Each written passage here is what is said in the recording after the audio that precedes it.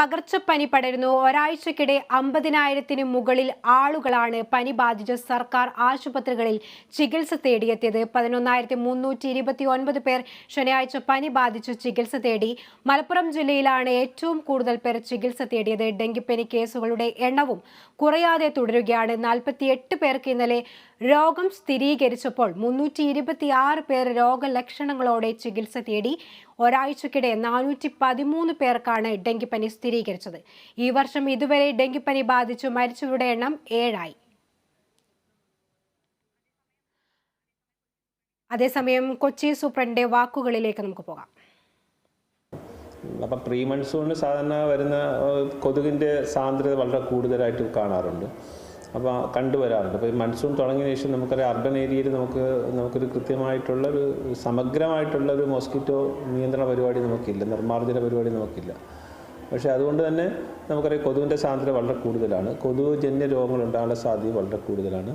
അപ്പോൾ അതുകൊണ്ട് തന്നെ ഈ ഡെങ്കിപ്പനിയുടെ ഒരു പ്രത്യേകത ഉണ്ട്, ട്രാൻസ് ഓവേറിയൻ സ്പ്രെഡ് എന്ന് പറയും. അതായത് ഒരു കൊതുകിന് ഡെങ്കിപ്പനി പരത്താൻ ശേഷിയുള്ള കൊതുക് ഇടുന്ന ലക്ഷോപലക്ഷം മുട്ടകൾ, അതിൻ്റെ ജീവിത സൈക്കിൾ ഉണ്ടാക്കുന്ന മുട്ടകളിലൊക്കെ ഈ രോഗം പരത്താനുള്ള അണുക്കളുടെ അംശം ഉണ്ടാവും. അപ്പോൾ ആ കൊതുകുകൾ മുട്ട വിരിഞ്ഞ് കൊതുകായിട്ട് രൂപാന്തരം പ്രാപിക്കുന്ന സമയത്ത് തന്നെ അത് ഡെങ്കിപ്പനി പകർത്താനുള്ള കൊതുകായിട്ട് തന്നെയാണ് ജനിക്കുന്നത് തന്നെ. അപ്പോൾ അതുകൊണ്ട് കൃത്യമായിട്ട് ഡ്രൈ ഡേ ആചരണം ഇല്ലാതെ ഇത് പോസിബിൾ അല്ല, നിയന്ത്രിക്കാൻ നമുക്ക് അസാധ്യമാണ്. വിവരങ്ങളുമായി നമ്മോടൊപ്പം കൊച്ചിയിൽ നിന്ന് അശ്വതിയും തിരുവനന്തപുരത്ത് നിന്ന് കമലേഷും നമ്മോടൊപ്പം ചേരുന്നുണ്ട്. ആദ്യം തന്നെ നമുക്ക് കമലേഷിലേക്ക് പോകാം. കമലേഷ്, തിരുവനന്തപുരത്ത് തലസ്ഥാനത്ത് ഇപ്പോൾ പനിബാധിതരുടെ എണ്ണം എങ്ങനെയാണ്? എന്തൊക്കെ മുൻകരുതലുകളാണ് തലസ്ഥാനത്ത് നടത്തിയിരിക്കുന്നത്? എന്തൊക്കെയാണ് വിശദാംശങ്ങൾ? ശ്രുതി, ഈ മഴക്കാലം ആരംഭിച്ചതോടുകൂടി, അതായത് മൺസൂൺ ആരംഭിച്ചതോടുകൂടി ഇത് ഒരു പനിക്കാലമായി മാറുകയാണെന്നതാണ് ഏറ്റവും പ്രധാനപ്പെട്ട ഒരു കാര്യം. ഈ വിഷയത്തിൽ ഇപ്പോൾ നേരത്തെ തന്നെ വലിയ ആക്ഷേപങ്ങൾ ഉയരുന്നത് ഈ മഴക്കാല പൂർവ്വ ശുചീകരണങ്ങൾ അടക്കമുള്ള കാര്യങ്ങൾ, മുൻകരുതലുകൾ അടക്കമുള്ള കാര്യങ്ങൾ ആ തരത്തിൽ ആരോഗ്യവകുപ്പിന് അതിൽ പാളിച്ചകൾ ഉണ്ടായി എന്ന തരത്തിലുള്ള ആക്ഷേപങ്ങൾ ഉയരുന്നുണ്ട്. സ്വാഭാവികമായും ഇപ്പോൾ ഈ ഡ്രൈ ഡേ അടക്കം ആചരിക്കണം, അതില്ലാതെ മുന്നോട്ട് പോകാനാവില്ല എന്ന് ഉദ്യോഗസ്ഥരടക്കം പറയുമ്പോൾ പോലും ഈ മഴക്കാലം ആരംഭിച്ചതോടുകൂടി ഏത് നിലയിൽ ഈ ഡ്രൈ ഡേ ആചരണം അടക്കം, അല്ലെങ്കിൽ ഡ്രൈ ഡേ എങ്ങനെ കൊണ്ടുപോകാം എന്നതടക്കമുള്ള കാര്യങ്ങളിൽ വലിയ ആശങ്കയുണ്ട്. മഴ എത്തുന്നതിന് മുൻപ് തന്നെ പൂർണ്ണമായും ഡ്രൈ ഡേ അടക്കം നടപ്പിലാക്കി ഈ കൊതുകിന് മുട്ടയിട്ട് വളരാനുള്ള ഉറവിട നശീകരണമാണ് നടത്തേണ്ടിയിരുന്നത്. എന്നാൽ ആ നിലയിലൊക്കെ നമുക്ക് കൃത്യമായി ഇടപെടൽ നടത്താൻ കഴിഞ്ഞിട്ടുണ്ടോ എന്ന കാര്യത്തിലാണ് വലിയ ആശങ്കയുള്ളത്. കഴിഞ്ഞ ഒരാഴ്ചക്കിടെ തന്നെ വലിയ അളവിൽ ഈ ഡെങ്കു ഫീവർ അടക്കം വലിയ അളവിൽ വർദ്ധിക്കുന്ന ഒരു 1500ഓളം ആളുകൾക്ക് ഈ ഒരാഴ്ചക്കിടെ തന്നെ ഡെങ്കിപ്പനി ബാധിക്കുന്ന സാഹചര്യമുണ്ട്. തിരുവനന്തപുരത്തും സ്ഥിതി വ്യത്യസ്തമല്ല. ഇതിന്റെ കണക്കുകൾ കൃത്യമായി നോക്കിക്കഴിഞ്ഞാൽ ഈ പനി ബാധിച്ച് ഈ കഴിഞ്ഞ ദിവസം മാത്രം, അതായത് ഇന്നലെ മാത്രം ഇവിടെ OP-യിൽ ചികിത്സ തേടിയിട്ടുള്ളത് 1170 പേരാണ്. അത്തരത്തിൽ ഡെങ്കു ഫീവറുമായി ബന്ധപ്പെട്ട് 10 പേർ രോഗലക്ഷണങ്ങളുമായി തിരുവനന്തപുരത്തെ ആശുപത്രിയിൽ എത്തി എങ്കിൽ പോലും ഇതിൽ 5 പേർക്ക് രോഗം സ്ഥിരീകരിക്കുന്ന സാഹചര്യമുണ്ട്. സംസ്ഥാനത്ത് ആകെ ഏറ്റവും കൂടുതൽ ഈ പനി ബാധിച്ച് ചികിത്സ തേടിയിട്ടുള്ളത് മലപ്പുറം ജില്ലയിലാണ്.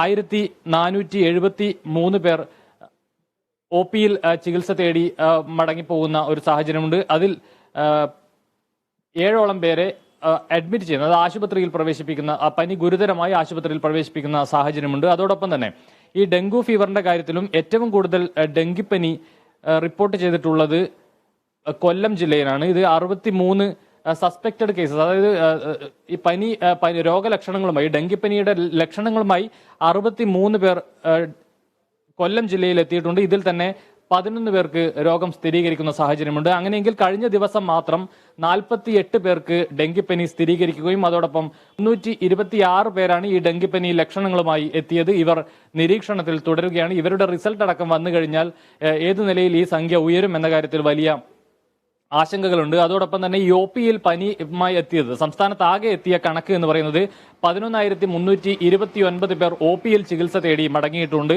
അതേസമയം 121 പേരെ ഗുരുതരമായി ഈ പനിയുടെ ഗുരുതരമായ പ്രശ്നങ്ങളിലേക്ക് പോയതുകൊണ്ട് തന്നെ ആശുപത്രിയിൽ പ്രവേശിപ്പിക്കുന്ന അല്ലെങ്കിൽ അഡ്മിറ്റ് ചെയ്യുന്ന ഒരു സാഹചര്യമുണ്ട്. ആ നിലയിൽ സംസ്ഥാനത്ത് പനി വലിയ തരത്തിൽ പടർന്നു പിടിക്കുന്ന ഒരു സാഹചര്യമുണ്ട്. ഇതിൽ ഏറ്റവും സവിശേഷമായ ഒരു വിഷയം എന്ന് പറയുന്നത് ഇതിൽ മലേറിയ അടക്കം ഇന്നലെ ഒരു മലേറിയ കേസടക്കം കോഴിക്കോട് റിപ്പോർട്ട് ചെയ്തിട്ടുണ്ട് എന്നുള്ളതാണ്. കോഴിക്കോട് മുക്കത്താണ് ഒരു മലേറിയ കേസ് റിപ്പോർട്ട് ചെയ്തിട്ടുള്ളത്. അതോടൊപ്പം ഈ പനി ബാധിച്ച് പത്തനംതിട്ട ജില്ലയിൽ മരിച്ചത് ഈ കഴിഞ്ഞ ദിവസം ഒരു സ്ത്രീ അടക്കം മരിച്ചിട്ടുണ്ട്. അങ്ങനെയെങ്കിൽ ഒരു കുട്ടിയടക്കം 4 പേർ പത്തനംതിട്ട ജില്ലയിൽ മാത്രം മരിക്കുന്ന സാഹചര്യമുണ്ട് കഴിഞ്ഞ 2-3 ദിവസത്തിനിടെ. അത്തരത്തിൽ പനി വലിയ തരത്തിൽ സംസ്ഥാനത്ത് ഒരു ആശങ്കയായി വരുന്ന ഒരു സാഹചര്യമാണ്. നിലവിലിപ്പോൾ ഈ വെന്റിലേറ്റർ സൗകര്യങ്ങൾ, അതുപോലെ തന്നെ ഈ ഡെങ്കിപ്പനിയുടെ കേസിൽ ഈ വെന്റിലേറ്റർ സൗകര്യങ്ങൾ, അതുപോലെ തന്നെ ICU സൗകര്യങ്ങൾ പരിമിതമാണ് എന്നതാണ് നമുക്ക് ലഭിക്കുന്ന റിപ്പോർട്ടുകൾ. സാധാരണഗതിയിൽ ഒരു 40,000-ന് താഴെ പ്ലേറ്റ്ലെറ്റ് കൗണ്ട് വന്നാൽ തന്നെ ഇത്തരം ആളുകളെ വെന്റിലേറ്ററിൽ പ്രവേശിപ്പിക്കേണ്ട സാഹചര്യമുണ്ട്. എന്നാൽ നിലവിലെ സാഹചര്യത്തിൽ അത്തരത്തിൽ വെന്റിലേറ്ററുകളുടെ ലഭ്യത കുറവ് കണക്കിലാക്കി ഇപ്പോൾ 30,000-ൽ താഴെ പ്ലേറ്റ്ലെറ്റ് കൗണ്ട് വരുന്ന ആളുകളെ മാത്രമേ വെന്റിലേറ്ററിൽ പ്രവേശിപ്പിക്കാൻ കഴിയുന്നുള്ളൂ നിലവിലെ സാഹചര്യത്തിൽ. അതുപോലെ തന്നെ ഈ പ്ലേറ്റ്ലെറ്റുകളുടെ യൂണിറ്റുകൾ, അതായത് ബ്ലഡ് ബാങ്കുകളിൽ നിന്നും ഈ പ്ലേറ്റ്ലെറ്റുകൾ ലഭ്യമാകുന്നതിലും വലിയ പ്രയാസമുണ്ട്. ഈ ഡോക്ടർമാർ ഒരാൾക്ക് ഈ പറഞ്ഞതുപോലെ ഒരു 5 യൂണിറ്റ് പ്ലേറ്റ്ലെറ്റ് ആണ് കുറിച്ച് നൽകുന്നത് അല്ലെങ്കിൽ നിർദ്ദേശിക്കുന്നത് എങ്കിൽ പോലും ആ നിലയിൽ അത് കൊടുക്കാൻ നിലവിൽ കഴിയുന്നില്ല. 2-3 യൂണിറ്റ് മാത്രമാണ് ഒരു രോഗിക്ക് കൊടുക്കാൻ കഴിയുന്നത്. എന്നാൽ ഇത് ഫലപ്രദമല്ല എന്നുള്ളതാണ്. അതായത് കൃത്യമായി 5 യൂണിറ്റ് നൽകണമെങ്കിൽ 5 യൂണിറ്റ് നൽകിയാലേ ഈ രോഗത്തിൽ നിന്നും ഇയാൾക്ക് പുറത്തു കടക്കാൻ കഴിയുകയുള്ളൂ, അല്ലെങ്കിൽ ഒരു ആശ്വാസം ഉണ്ടാവുകയുള്ളൂ. ആ നിലയിൽ 5 യൂണിറ്റ് എന്നതിന് പകരം 2-3 യൂണിറ്റ് മാത്രം കൊടുക്കാൻ കഴിയുന്ന ഒരു സാഹചര്യമാണ് നിലവിലുള്ളത്. എന്നാൽ അതേസമയം നേരത്തെ ആരോഗ്യവകുപ്പിന്റെ ഒരു ഉന്നതതല യോഗം ചേർന്നിരുന്നു. ഈ യോഗത്തിൽ വളരെ കൃത്യമായി പുതിയ OP കൗണ്ടറുകൾ ആരംഭിക്കാനും അതുപോലെ തന്നെ ICU വാർഡുകൾ ആരംഭിക്കാനും എല്ലാ മെഡിക്കൽ കോളേജുകളിലും അത്തരത്തിൽ കാര്യമായ നിർദ്ദേശങ്ങൾ നൽകിയിട്ടുണ്ട്. അതിനുള്ള എല്ലാ സജ്ജീകരണങ്ങളും ഒരുക്കിയിട്ടുണ്ട്. ആരോഗ്യമന്ത്രി അടക്കം നേരിട്ട് ഈ വിഷയത്തിൽ ഇടപെടുകയും ഉന്നതതല യോഗം വിളിച്ചു ചേർക്കുകയും ആ യോഗത്തിലാണ് ഇത്തരത്തിൽ ഉള്ള തീരുമാനങ്ങൾ ഉണ്ടായിട്ടുള്ളത്. എന്തായാലും ഇനിയിപ്പോൾ മഴ കൂടുതൽ ശക്തി പ്രാപിക്കാൻ ഇരിക്കുന്നതേ ഉള്ളൂ. നിലവിൽ കാര്യമായ മഴയൊന്നും സംസ്ഥാനത്ത് ലഭിക്കുന്നില്ല. തുടക്കത്തിൽ ഈ ജൂണിന്റെ ആരംഭത്തിൽ തന്നെ മഴ ലഭിക്കേണ്ടതായിരുന്നു. എന്നാൽ ആ നിലയിൽ ശക്തമായ ഒരു മഴ. കൊച്ചിയിലെ വിവരങ്ങൾ കൂടി അറിയേണ്ടതുണ്ട്. കൊച്ചിയിൽ നിന്ന് അശ്വതി ചേരുന്നുണ്ട്. അശ്വതി, കൊച്ചിയെ സംബന്ധിച്ചിടത്തോളം പനി ബാധിതരുടെ എണ്ണം നോക്കുമ്പോൾ ഡെങ്കിപ്പനി ഏറ്റവും കൂടുതൽ റിപ്പോർട്ട് ചെയ്യുന്ന ഒരു ആശങ്കയുണ്ട് നിലവിൽ. എന്തൊക്കെയാണ് മറ്റ് വിശദാംശങ്ങൾ? ശ്രുതി, കഴിഞ്ഞ 5 ദിവസത്തിനിടയിലാണ് കൊച്ചിയിൽ ഏറ്റവും അധികം പനി ബാധിച്ചിട്ടുള്ളത്. 5000-ഓളം പേർക്കാണ് കഴിഞ്ഞ 5 ദിവസത്തിനിടയിൽ മാത്രം പനി ബാധിച്ചിരിക്കുന്നത്. ജില്ലയിലെ 1000-ലധികം പേരാണ് പ്രതിദിനം ചികിത്സ തേടിയെത്തുന്നത്. വൈറൽ ഫീവറാണ് ഏറ്റവും കൂടുതൽ ഉണ്ടാകുന്നത് എന്നാണ് ജില്ലാ മെഡിക്കൽ ഓഫീസറും അതുപോലെ തന്നെ ജനറൽ ആശുപത്രി സൂപ്രണ്ടും വ്യക്തമാക്കുന്നത്. എറണാകുളം ജനറൽ ആശുപത്രിയാണ് ഈ ജില്ലയിലെ ഏറ്റവും അധികം ആളുകൾ ചികിത്സ തേടിയെത്തുന്ന ഒരു കേന്ദ്രം. അവിടെ ഈ വൈറൽ ഫീവറുമായി ബന്ധപ്പെട്ട നിരവധി ആളുകളാണ് എത്തുന്നത്. ഇന്നലത്തെ കണക്കനുസരിച്ച് 964 ആളുകളാണ് പനി ബാധിതരായി ഇവിടെ OPയിൽ ചികിത്സ തേടിയിട്ടുള്ളത്. ഇതിൽ തന്നെ ഡെങ്കിപ്പനി സ്ഥിരീകരിച്ചിട്ടില്ല, പക്ഷേ സസ്പെക്റ്റഡ് കേസുകളായിട്ട് 61 പേരുണ്ട്. ഇന്നലെ മാത്രം 12 പേർക്കാണ് ഡെങ്കിപ്പനി സ്ഥിരീകരിച്ചത്. ജില്ലയിലാകെ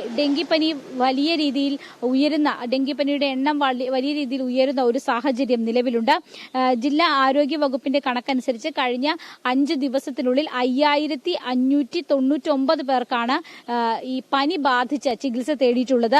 17 ദിവസത്തിനുള്ളിൽ ഒരു കണക്ക് നമ്മൾ പരിശോധിക്കുകയാണെങ്കിൽ വലിയ വർധനവ് പനി ബാധിതരുടെ കാര്യത്തിലുണ്ട്. 13,526 പേർക്കാണ് പനി ബാധിച്ചിട്ടുള്ളത്. ഇനി കഴിഞ്ഞ മാസത്തെ പ്രീ മൺസൂൺ എന്ന് നമുക്ക് വിശേഷിപ്പിക്കാവുന്ന മെയ് മാസത്തിലെ പനി ബാധിതരുടെ എണ്ണം 11,385 പേരാണ്. ഇത് വെച്ച് നോക്കുമ്പോൾ ഈ മാസത്തെ കണക്ക് ഇപ്പോൾ തന്നെ വലിയ രീതിയിൽ ഉയർന്നിട്ടുണ്ട്. അതുകൊണ്ട് തന്നെ ഈ കണക്കുകളിൽ നിന്നൊക്കെ വലിയ മടങ്ങ്, അത് 2-3 മടങ്ങൊക്കെ വർദ്ധിക്കാനുള്ള സാധ്യതയാണ് ഈ ജൂൺ മാസത്തിൽ, മൺസൂൺ ആയിട്ടുള്ള ഈ ജൂൺ മാസത്തിൽ നമ്മൾ പ്രതീക്ഷിക്കുന്നത്. ഈ ഡെങ്കിപ്പനി സ്ഥിരീകരിച്ചവരുടെയും നിരീക്ഷണത്തിലുള്ളവരുടെയും എണ്ണത്തിൽ വലിയ വർധനവുണ്ട്. ശനിയാഴ്ച മാത്രം 12 പേരും ആണ് സ്ഥിരീകരിച്ചത്. ഞാൻ നേരത്തെ സൂചിപ്പിച്ചതുപോലെ നിരീക്ഷണത്തിലുള്ളത് 61 പേരാണ്. ഈ ശനിയാഴ്ച വാഴക്കുളത്ത് 2, കുമാരപുരം, തൃക്കാക്കര, രായമംഗലം, കാക്കനാട്, ഇടപ്പള്ളി, വല്ലാർപാടം, അതുപോലെ തന്നെ പെരുമ്പാവൂർ, വെങ്ങോല, കളമശ്ശേരി, കുട്ടമ്പുഴ എന്നിവിടങ്ങളിൽ ഓരോ ആളുകൾക്ക് വീതവും ഡെങ്കിപ്പനി സ്ഥിരീകരിച്ചിട്ടുണ്ട്. ഇതിൽ തൃക്കാക്കര, കാക്കനാട് മേഖലകളിൽ ഡെങ്കിപ്പനി സ്ഥിരീകരിക്കുന്നവരുടെ എണ്ണം വളരെ കൂടുതലാണ്. അതുപോലെ തന്നെ കിഴക്കൻ മേഖലകളിലും ഇപ്പോൾ ഡെങ്കിപ്പനി ബാധ സ്ഥിരീകരിച്ചു തുടങ്ങിയിട്ടുണ്ട്. നിരവധി ആളുകൾക്ക് ദിവസവും കിഴക്കൻ മേഖലകളിൽ നിന്നും വലിയ തോതിലുള്ള ഡെങ്കിപ്പനി റിപ്പോർട്ടുകൾ വരുന്നുണ്ട്. ജില്ലയിൽ 17 ദിവസത്തിനുള്ളിൽ ഡെങ്കിപ്പനി സ്ഥിരീകരിച്ചത് 282 പേർക്കാണ്. ഈ നിരീക്ഷണത്തിൽ കഴിയുന്നത് 742 പേരാണ്. ഇത് വലിയൊരു കണക്കാണ് ഒരു ജില്ലയെ സംബന്ധിച്ചിടത്തോളം. അത്തരത്തിൽ ഡെങ്കിപ്പനി കൺഫേം ചെയ്തിട്ടില്ലാത്തവരും നിരീക്ഷണത്തിലുള്ളവരുമായി നിരവധി ആളുകളുണ്ട്. ഇന്നലത്തെ കണക്ക് നോക്കുകയാണെങ്കിൽ 1245 പേരാണ് ഇന്നലെ പനി ബാധയുമായി OPയിൽ ചികിത്സ തേടിയത്. ഇതിൽ തന്നെ 75 ഡെങ്കിപ്പനി സസ്പെക്ടഡ് കേസുകളും, അതായത് നിരീക്ഷണത്തിലുള്ളവരും, അതുപോലെ തന്നെ 33 പേർക്ക് സ്ഥിരീകരിക്കുകയും ചെയ്തിട്ടുണ്ട്. അതായത് ശരാശരി 1000 പേര് ആണ് ഒരു ദിവസം ഈ പനി ബാധിതരായി ചികിത്സ തേടി എത്തുന്നത്. ഇതിൽ തന്നെ ജനറൽ ആശുപത്രിയിലെ സൂപ്രണ്ട് പറഞ്ഞതനുസരിച്ച് വൈറൽ ഫീവറാണ് ഏറ്റവും അധികമുള്ളത്. ഡെങ്കിപ്പനി ബാധിതരുടെയും അതിന്റെ രോഗത്തിന്റെ ഒരു തീവ്രത നോക്കുമ്പോൾ ഡെങ്കിപ്പനി ബാധിതരുടെ എണ്ണവും വളരെയധികം ഇത്തവണ കൂടുതലാണ്. മറ്റ് കേസുകളെല്ലാം അതായത് ഇതുമായി ബന്ധപ്പെട്ട പ്രതിരോധ പ്രവർത്തനങ്ങളും എല്ലാം ശക്തമാക്കണമെന്ന് ജില്ലാ കളക്ടറുടെ നേതൃത്വത്തിൽ കൂടിയ യോഗത്തിൽ തീരുമാനമുണ്ടായിരുന്നു.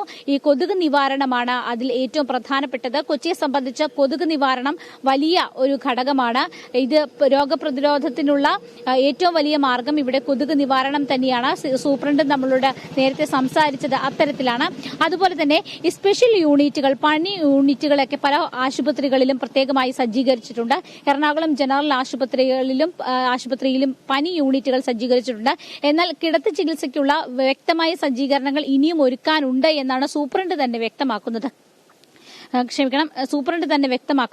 അത്തരത്തിൽ 3-4 ആശുപത്രികളിൽ ഇത്തരത്തിലുള്ള പ്രത്യേക കിടത്തി ചികിത്സയ്ക്കുള്ള സജ്ജീകരണങ്ങൾ പൂർണ്ണ തോതിൽ ഒരുക്കുന്നതേയുള്ളൂ. അതിന്റെ ഒരു പോരായ്മ നിലനിൽക്കുന്നുണ്ട്. അതോടൊപ്പം തന്നെ ഈ ഡെങ്കിപ്പനി ബാധിതരെ ഈ കൊതുക് വലയിലാണ് അവരുടെ ചികിത്സ തുടരാറുള്ളത്. അത്തരത്തിലുള്ള സജ്ജീകരണങ്ങൾ പൂർണ്ണമായും ഇതുവരെ ഈ എറണാകുളം ജില്ലയിൽ പൂർത്തീകരിച്ചിട്ടില്ല. അത്തരത്തിലുള്ള ഒരു പോരായ്മ ഈ പ്രതിരോധം രംഗത്ത്, ഈ രോഗപ്രതിരോധ രംഗത്ത് വലിയ തോതിൽ ഒരു പോരായ്മ ഉണ്ടായിട്ടുണ്ട്. എന്നിരുന്നാലും ഈ കൃത്യമായ പ്രത്യേക OPകൾ സജ്ജീകരിച്ചിട്ടുണ്ട്. അതുപോലെ തന്നെ OP ടൈമിൽ വ്യത്യാസം വരുത്തിയിട്ടുണ്ട്. ഇപ്പോൾ രാത്രി 8 മണി വരെ എറണാകുളം ജനറൽ ആശുപത്രിയിൽ OP ടൈം ഉണ്ടാകുമെന്നാണ് സൂപ്രണ്ട് അറിയിച്ചിരിക്കുന്നത്. അത്തരത്തിലുള്ള സജ്ജീകരണങ്ങൾ പ്രത്യേകമായി ഈ മൺസൂൺ കാലവുമായി ബന്ധപ്പെട്ട സജ്ജീകരിച്ചിട്ടുണ്ട്. ശ്രുതി. അശ്വതി, അതുപോലെ തന്നെ ഈ കൊച്ചിയെ സംബന്ധിച്ചിടത്തോളം മാലിന്യം ഒരു വലിയൊരു പ്രതിസന്ധി നേരിടുന്ന ഒരു പ്രശ്നം തന്നെയാണല്ലോ. മാലിന്യത്തിൻ്റെ ഒരു പ്രശ്നം രൂക്ഷമാണല്ലോ കൊച്ചിയിൽ. അതുകൊണ്ട് തന്നെ കാലവർഷം ശക്തമാകുമ്പോൾ തന്നെ മറ്റു പല രോഗങ്ങളും വരാൻ സാധ്യതയുണ്ട്. മറ്റ് എന്തെങ്കിലും പനി റിപ്പോർട്ട് ചെയ്തിട്ടുണ്ടോ? ഈ ആരോഗ്യ വകുപ്പ് മറ്റെന്തൊക്കെ മുൻകരുതലുകളാണ് എടുത്തിരിക്കുന്നത്? ശ്രുതി, വെസ്റ്റ് നൈൽ പനി അടക്കം എറണാകുളം ജില്ലയിൽ നേരത്തെ റിപ്പോർട്ട് ചെയ്തിരുന്നു. അതിന്റെ പൂർണ്ണമായ സ്ഥിരീകരണം വന്നിട്ടില്ല. പ്രാഥമികമായി വെസ്റ്റ് നൈൽ പനി ആണ് എന്ന് പറയുന്നുണ്ട്. ആലപ്പുഴയിലെ വൈറോളജി ഇൻസ്റ്റിറ്റ്യൂട്ടിലേക്ക് അതിന്റെ സാമ്പിളുകൾ അയച്ച് അത് ഔദ്യോഗികമായി പുറത്തുവിട്ടിട്ടില്ല. എന്നിരുന്നാലും വെസ്റ്റ് നൈൽ പനിയാണ് എന്നുള്ള ഒരു പ്രാഥമിക സ്ഥിരീകരണമാണ് ഉണ്ടായിരിക്കുന്നത്.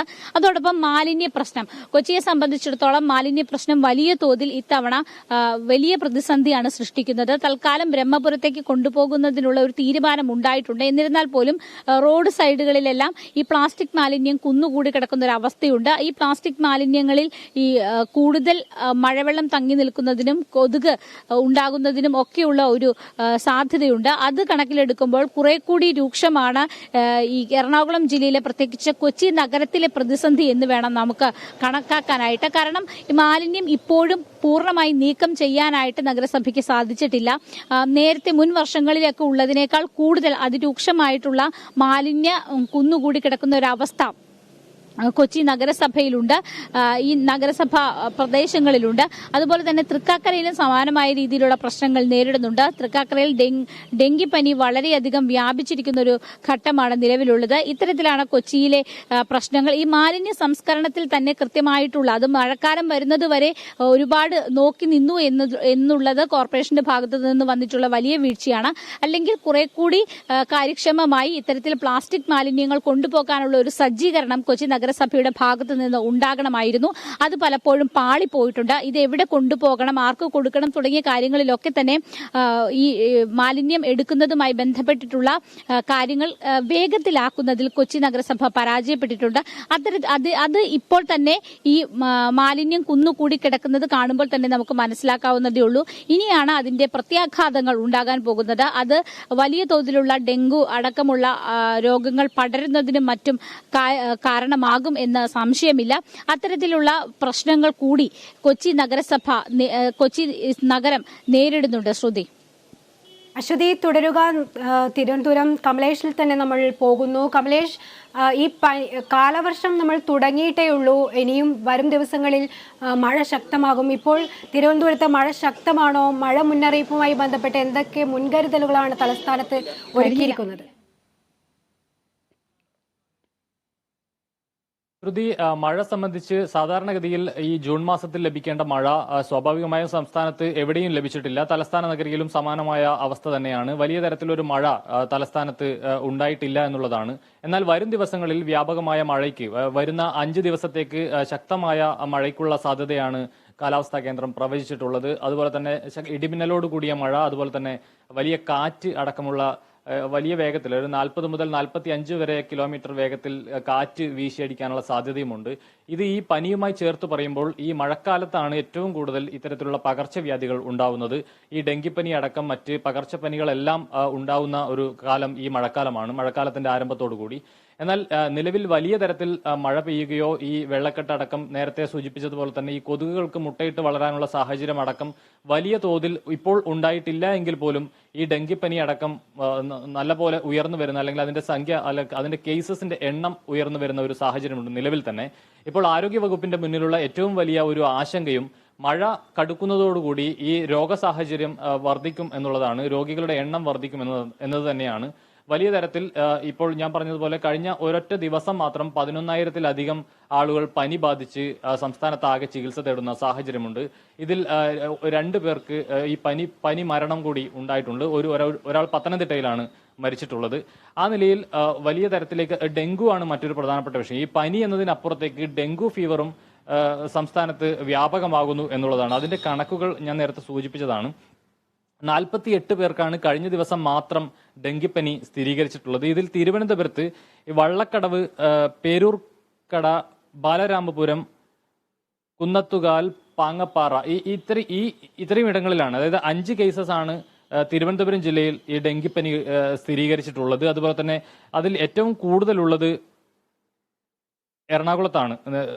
12 പേർക്കാണ് എറണാകുളത്ത് ഈ ഡെങ്കിപ്പനി സ്ഥിരീകരിച്ചിട്ടുള്ളത്. ആ നിലയിൽ ഇന്നലെ മാത്രമുള്ള കേസാണിത്. 48 പേർക്ക് ഈ ഡെങ്കിപ്പനി സ്ഥിരീകരിക്കുകയും അതിലൊരാൾ മരണപ്പെടുകയും ചെയ്യുന്ന സാഹചര്യമുണ്ട്. ഈ നിലയിൽ മഴ ശക്തമാകുന്നതോടുകൂടി ഈ ഡ്രൈ ഡേ അടക്കമുള്ള കാര്യങ്ങൾ ഇനി നടപ്പാക്കാൻ വലിയ പ്രയാസമായിരിക്കുമെന്നുള്ളതാണ്.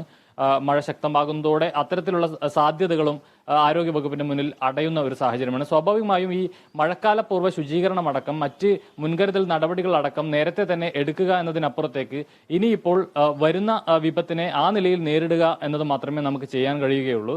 അത്തരത്തിൽ ഏതായാലും വലിയ മുന്നൊരുക്കങ്ങൾ ആരോഗ്യവകുപ്പിന്റെ ഭാഗത്തു നിന്നും ഉണ്ടായിട്ടുണ്ട്. ഇപ്പോഴും അത്തരത്തിൽ ശക്തമായ നിർദ്ദേശങ്ങൾ, പുതിയ ICU വാർഡുകൾ ആരംഭിക്കാനും മറ്റ് കൂടുതൽ OP കൗണ്ടറുകൾ തുറക്കാനും അടക്കമുള്ള കാര്യങ്ങൾ സർക്കാർ ആശുപത്രികളിലും അതുപോലെ തന്നെ മെഡിക്കൽ കോളേജുകളിലടക്കം കൂടുതൽ ICU വാർഡുകളും വെന്റിലേറ്ററുകളും സജ്ജമാക്കാനുള്ള നിർദ്ദേശങ്ങളടക്കം ആരോഗ്യമന്ത്രി നൽകിയിട്ടുണ്ട്. ആ നിലയിൽ മഴ ശക്തമാകുന്നതോടുകൂടി എങ്ങനെ ഇതിനെ നേരിടാം എന്നതിനെ സംബന്ധിച്ച് വലിയ മുന്നൊരുക്കങ്ങൾ ആരോഗ്യവകുപ്പ് ഇപ്പോൾ നടത്തുന്നുണ്ട് എന്നതാണ് പ്രധാനപ്പെട്ട ഒരു വിവരം. ശ്രുതി. കാലവർഷം ശക്തമായതോടെ സംസ്ഥാനത്ത് പകർച്ചപ്പനി പടരുന്നു എന്നുള്ള വിവരങ്ങളാണ് കൊച്ചിയിൽ നിന്ന് അശ്വതിയും തിരുവനന്തപുരത്ത് നിന്ന് കമലേഷും നൽകിയത്. ഒരാഴ്ചക്കിടെ 50,000-ന് മുകളിൽ ആളുകളാണ് പനി ബാധിച്ച് സർക്കാർ ആശുപത്രികളിൽ ചികിത്സ തേടിയെത്തിയത്. 11,329 പേർ ശനിയാഴ്ച മാത്രം പനി ബാധിച്ച് ചികിത്സ തേടി. മലപ്പുറം ജില്ലയിലാണ് ഏറ്റവും കൂടുതൽ പേർ ചികിത്സ തേടിയെത്തിയത്. ഡെങ്കിപ്പനി കേസുകളുടെ എണ്ണവും കുറയാതെ തുടരുകയാണെന്നുള്ള വിവരമാണ് തിരുവനന്തപുരത്തു നിന്നും കൊച്ചിയിൽ നിന്നും